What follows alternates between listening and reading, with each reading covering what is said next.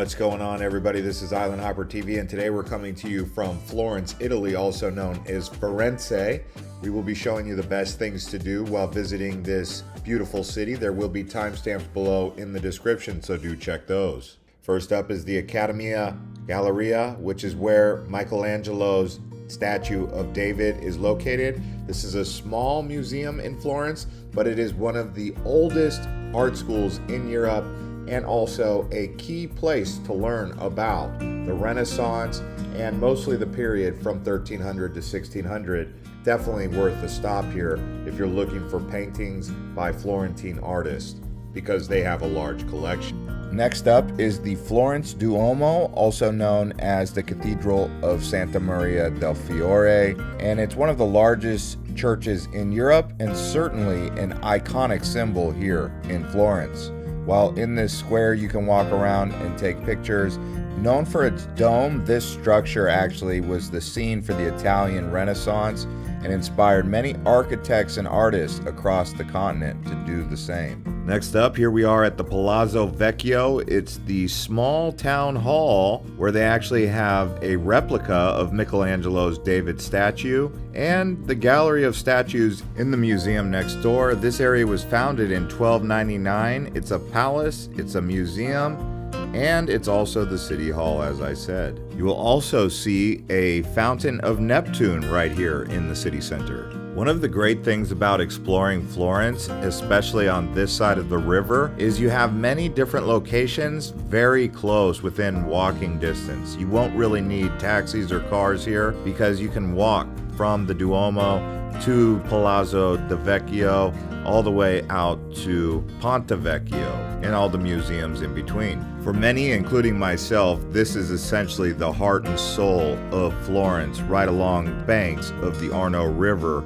And speaking of the Arno River, this here is the Ponte Vecchio, or Old Bridge. This was the only bridge across the Arno in Florence until 1218. And it was actually important for the Romans, so it was a big Roman crossing, and there's a secret passage that goes across the Ponte Vecchio, but nowadays you can do some shopping while crossing the bridge. Very important historical monument here. And I actually purchased that gold coin, which is St. Christopher, the patron saint of travel. And you can see they've got these statues right here with these views overlooking the Arno River right here in the middle. Now we'll go up to the hill here and get one of the best views in Florence. This is actually called the Piazzale Michelangelo. This is a hill on the south bank of the Arno River, just east of the center of Florence. From here you can get views looking down towards the Duomo. Very picturesque up here. Also, they have a statue of Michelangelo's David. This is just a replica though. Also, you have the Basilica di San Miniato. And the best thing is, the views up here are free. And now we're going to go across the river. This time we're going to the Leonardo da Vinci Museum. This is an amazing museum where you and your family can actually take part in playing with some of the inventions from Leonardo da Vinci. Much of what you'll find in here is mechanics and machines, so that's really hands-on activity. It is around €8 per person for the entry. Not too expensive, but you do got to pay a little bit to support the museum. And we aren't really highlighting all of the museums on this, but there is another really important museum I want to point out. It's called the Uffizi Museum. This one is also an art exhibit that you should check out alongside the Leonardo da Vinci Museum. You could probably do both in the same day, right before lunch or just after lunch. Many of the activities that you will partake in while here are going to be museums and historical reference because this was a major part of the Renaissance that led Europe out of the Dark Ages, thanks to Florence, Italy. Speaking of the Renaissance, here we are at the Palace of Pitti. This is actually a Renaissance palace on the south side of the River Arno, a short distance from the Ponte Vecchio. They have impressive galleries, and the museums house important collections of paintings, sculptures, and other pieces of art that are worth checking out. Also, the Boboli Gardens right here are a wonderful Italian garden. Along with the Uffizi Gallery, the Pitti Palace, and the Boboli Gardens, they're all part of the same museum complex, together with the Vasari Corridor. Now here we are at the Plaza de Repubblica. In here they're going to have a merry-go-round and other activities that you can do. A lot of people just gather here. It's situated in between the Ponte Vecchio and the Duomo. A lot of these attractions are very close proximity to each other, and it doesn't take much time to see all of these things. It's just a matter of going inside the museums and checking out the attractions that's going to really take your time. I would recommend spending 3 days in Florence at least. Now let's talk about the statue of David that you'll see all across the city. The original is actually inside the Accademia, but you will see it up on the hill. You'll see it at the Palazzo Vecchio. And the reason this is such a symbol of Florence is because it represents youth and it represents power, and it all goes back to the Renaissance, and it has been known to identify Florence through this image.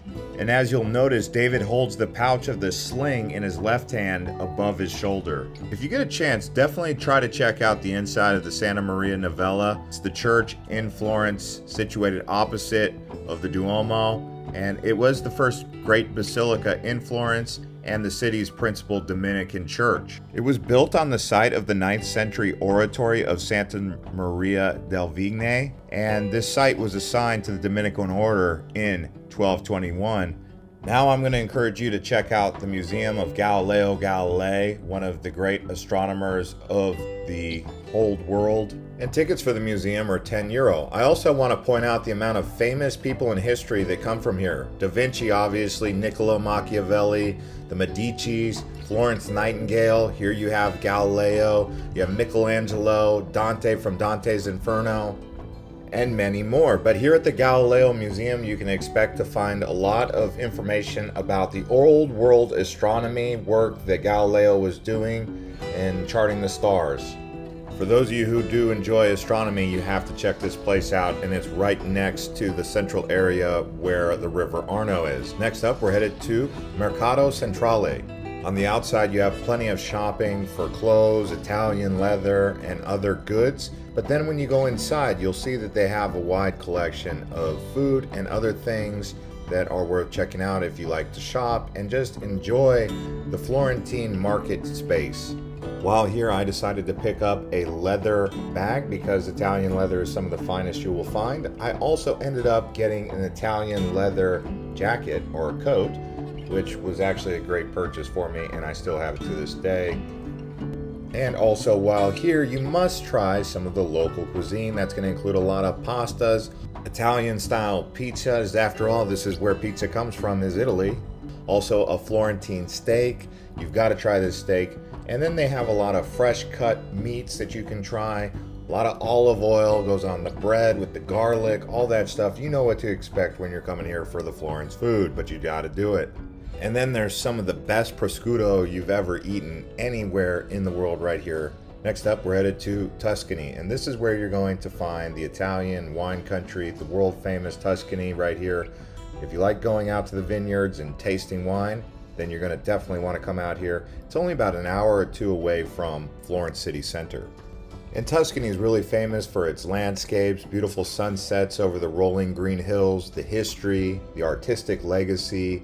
As I mentioned previously, when you're here, you've got to do wine tasting, maybe even bringing back a couple bottles from Italian wine country, whether you get them here in Florence or you get them in Tuscany. Either way, wine tasting is a part of the culture. Having a glass of wine at dinner is very common. Red wine or white wine. Now we have the Leaning Tower of Pisa. This one's about a 2.5-hour train ride outside of Florence. You can do it in a day trip, visit Pisa. I would probably leave early in the morning and then come back in the late afternoon. If you can get the high-speed train to Pisa, it's going to be a lot faster journey.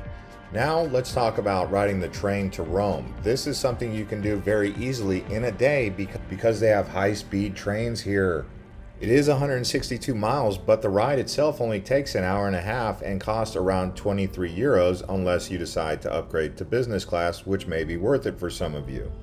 But if you wanted to stay 1 or 2 nights in Rome, that would totally make sense so you don't feel rushed. We did make a full Rome things to do travel guide. I will put a link to that in the comments below as well as in the description. So if you plan to go to Rome, definitely watch that video. Also, sharing this video and that one with your friends and family that you plan to go with.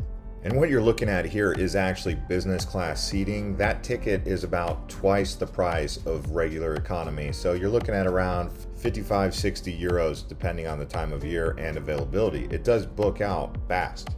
It is worth noting that you can also go up to Milan on a high-speed train quite efficiently from Florence as well, depending on which direction you want to go. Next up, let's talk about shopping. Speaking of Milan, Milan has a lot of great shopping, but here in Florence or even Rome, whether you do the shopping here or there, it doesn't matter. This is a look at my custom fitted leather jacket that I got here in Florence.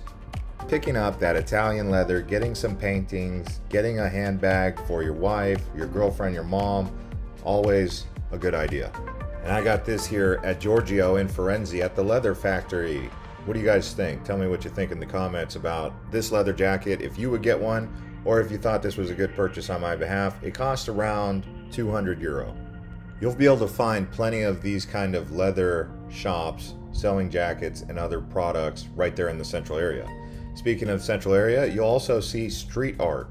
Now, you can tip these people who are creating these masterpieces on the ground with chalk. Really amazing to check that out, and it's all across the city in the central area. You'll also see other types of street performers mixed in here. That's what really brings the culture and the vibes to life here in Florence. Some people would tell you, watch out for scammers because mixed in with all the artists. Speaking of art, you have the golden turtle here. People like to come here and check it out and take pictures, of course, as you would imagine.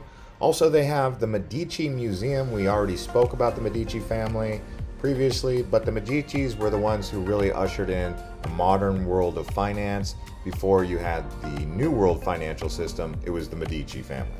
And on that note, I hope you guys enjoyed it. If you did, please consider watching some more of our other videos. I will put a link to Rome, as well as another things to know about visiting Italy video. See you on the next one.